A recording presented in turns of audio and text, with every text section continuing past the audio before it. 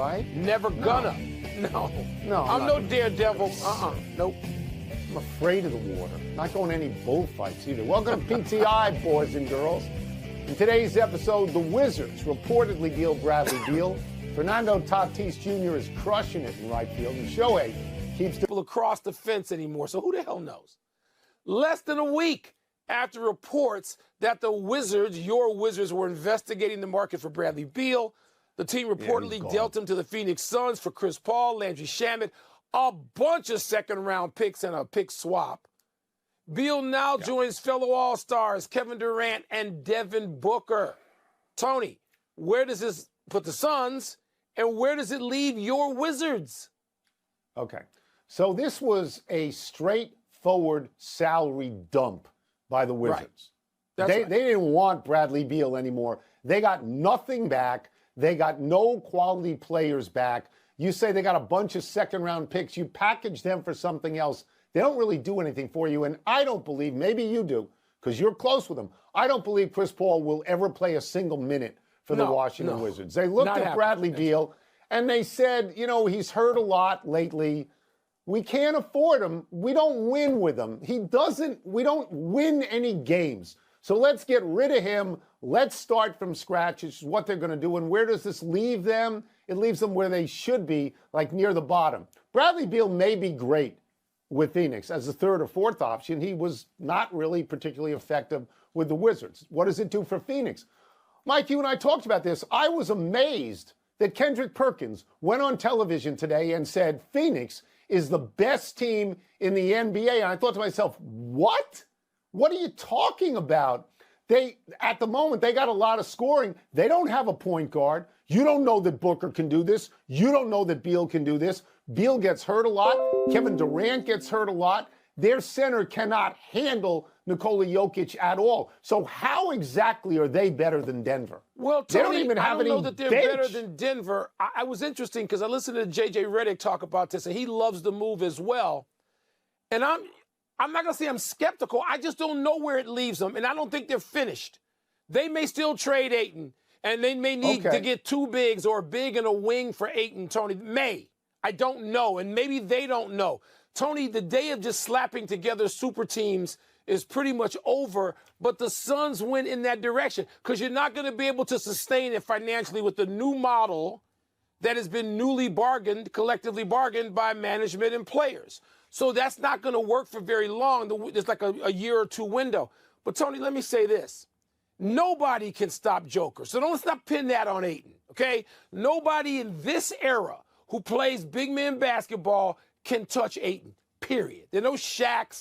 There's none of that out there. They're not. Okay, so maybe you have to, what did I say? I meant Jokic. You have to maybe outscore him. Maybe you have to put together a team with three 30-point guys and go for it that way. But you know what they did, Mike? It's going to be interesting to see, Tone. Yeah. You know basketball better than I did. They went small. They went small. They did. I don't you like look small. At the history of NBA. Right. You look at the history of NBA teams that try to go small, and they try to put together guards, and they try to put together Harden and Irving or something, and then they don't win. They don't win, ultimately. They don't. We move on. Your Knicks did it. Your Knicks did it in the early 1970s. Monroe and Frazier, they did it. But they had, stop. They had Willis Reed. They had the captain. They had David. What are you talking about? They had great bigs. They had the Busher, Fernando Tatis Jr. had an out, keeps doing Shohei things. But we begin today with Wyndham Clark taking a Sunday lead that once was as many as 3 shots and winning the U.S. Open yesterday by 1 shot over Rory McIlroy, who made a birdie on number 1 to tie for the lead and never made another. Wilbon, you watched all day and into the night, as I did. Yep. Would you rather talk about who won or who didn't? Tony, I go back and forth on this. You and I started this conversation on your podcast this morning, and I know I wanted to talk about Wyndham Clark because I don't know anything about him. Like, we got late in the round, and as he got toward 15, 16, 17, I said, let me start looking up Wyndham Clark because I don't know jack other than he transferred from Oklahoma State to Oregon. I know he had his mom pass away while he was in college. That was a tough transition for him like it would be for anybody else. And I'm thinking this guy kept his poise. Yes, he lives near you. He does. He's a Scottsdale guy. He's right out the back of the studio. And you and Charles Barkley informed me that he's my neighbor, literally in the same street. I find out today. That's great. Wyndham Clark. Hey, Wyndham, come over, have some peanut butter and crackers later today. Are you kidding me? Way to be on top of things. It was very good. On top of things. It's good.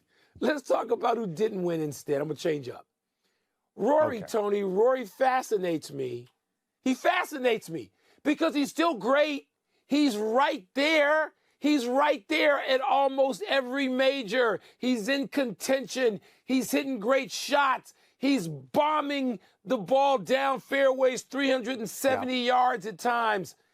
And he's burning the edges. He's right there, and he can't win. And I'm not going to say, I don't know that I agree with him. He says he's closer. I don't know that he's closer. He's never far, but I don't know there's a breakthrough either. It's kind of confusing. I find myself rooting for him, but he doesn't cash in anymore. Yeah. Well, you shouldn't root for him because he doesn't live in Scottsdale like Wyndham Clark does. Florida guy. All right. So I'm sorry to say this, but Rory McIlroy is supposed to beat Wyndham Clark. Rory McIlroy has 4 majors. Why? Wyndham Clark's, I'm telling you, if you pay attention and watch the show, you'll learn. Pay attention. 4 majors. Wyndham Clark's best finish in a major, I was told today, was a tie for 75th. Rory tied for the lead on number 1 and never made another birdie. Mike on number 8. Number 8 was the worst moment for Rory McIlroy because he missed a 4-foot putt for birdie that would have put him again in a tie and put pressure on Wyndham Clark. He's in the group ahead of Clark, so Clark would have heard. He would have heard the roars if Rory did anything great. I know he couldn't make the putts. It simply never happened. Let me say this about Wyndham Clark, though.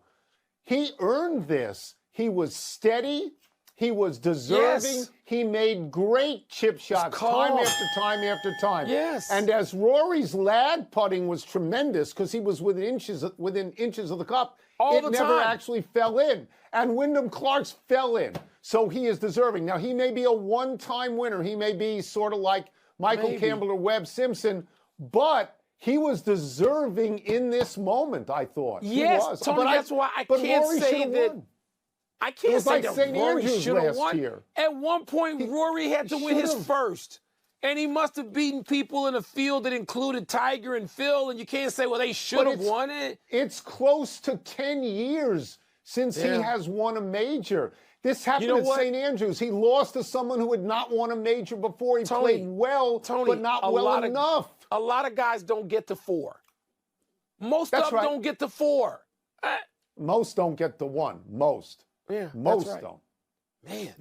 But my neighbor has 1. Apparently. I told you. Yeah, I told you he was your neighbor.